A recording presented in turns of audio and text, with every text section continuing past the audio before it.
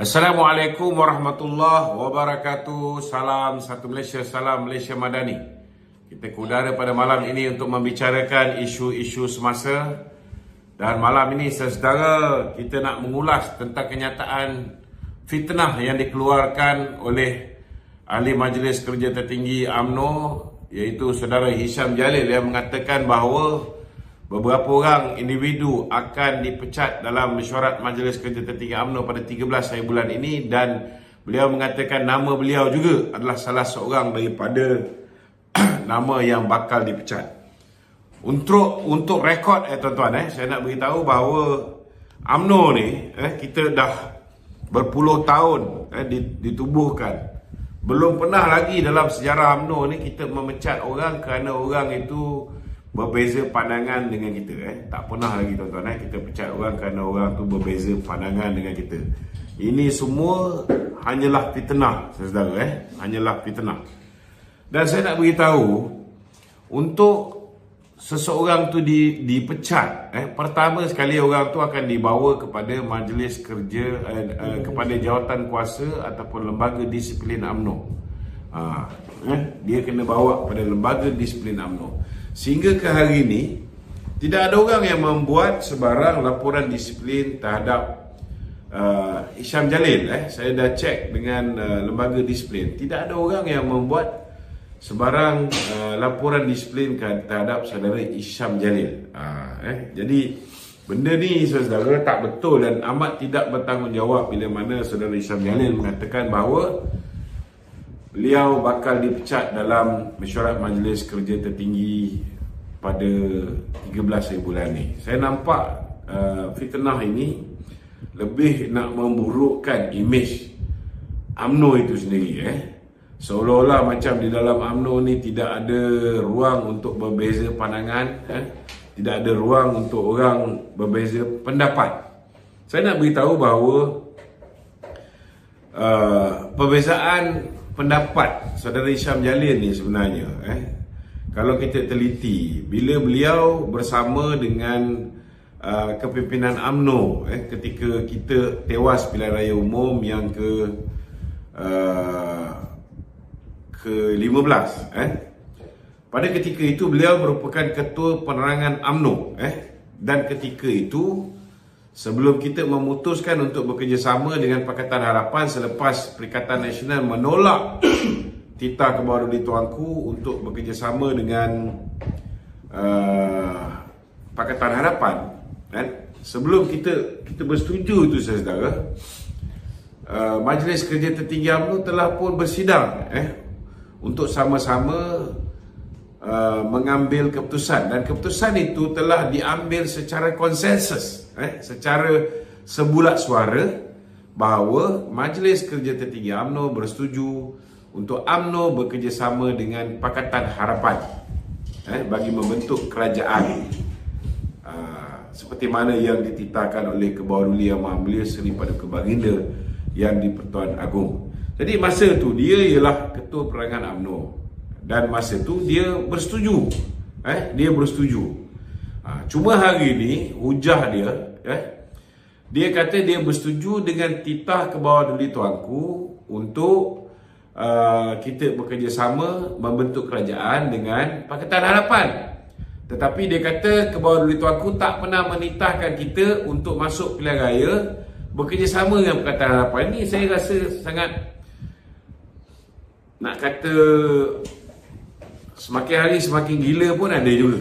Minta maaf cakap lah. Semakin hari semakin menggila kenyataan-kenyataan yang dikeluarkan oleh saudara Hisham Jalil ni. Kerana bagi pandangan saya, kita kalau dah bekerja sama dalam satu pasukan, sudah pastilah kita baru je 8 bulan bekerja sama dalam satu pasukan. Takkanlah pilihan raya yang pertama kita hadapi secara bersama tu, kita nak naik atas pentas bercakaran satu sama lain. Apa akan jadi dengan kerajaan perpaduan yang kita baru wujudkan? Takkan naik atas pentas saya nak kena belasah Datuk Seri Anwar. Takkan naik atas pentas Hisham Jalil kena belasah DAP. Apa akan jadi dengan hubungan di dalam kerajaan perpaduan tu? Sudah pastilah akan jadi cacah marba. Lainlah dalam kes yang melibatkan hubungan antara UMNO dan juga Bersatu dan juga PAS. Kita membentuk kerajaan, kita membentuk kerjasama dengan PAS dalam Muafakat Nasional. Sekerat jalan, dia khianat kita, dia tubuhkan Perikatan Nasional bersama dengan Bersatu. Baik ke awal, kita memang tak nak kerjasama dengan Bersatu dan PAS langsung dalam berhadapan dengan pilihan raya di negeri Sabah. Tetapi, apa yang berlaku?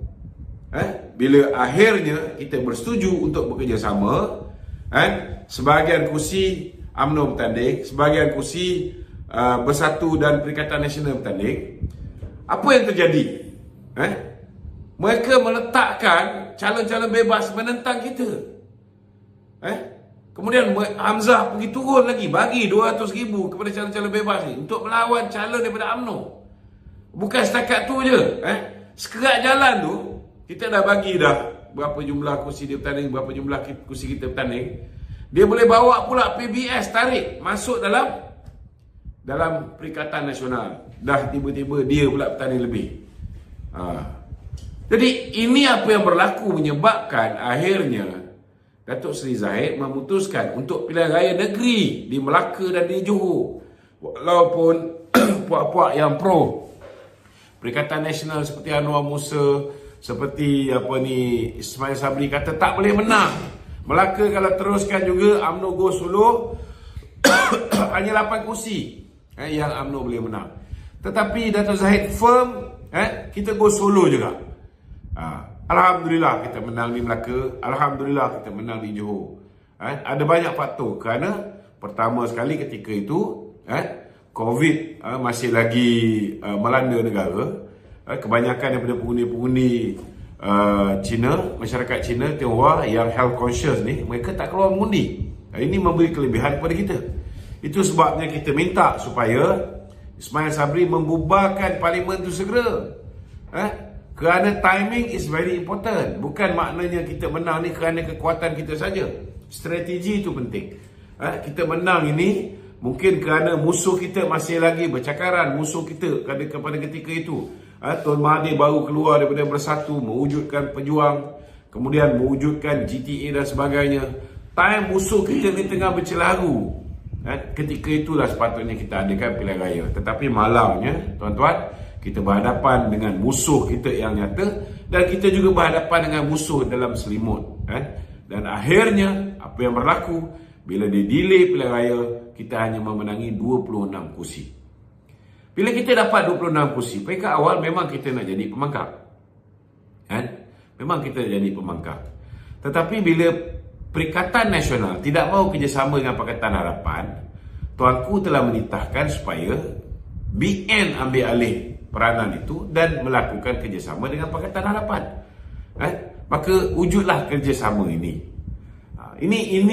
Ini takkanlah saya nak kena sekolahkan MT. Sepatutnya saya kena bagi faham orang kat akar umbi ni kenapa kita kena bekerjasama dengan rakan baru kita.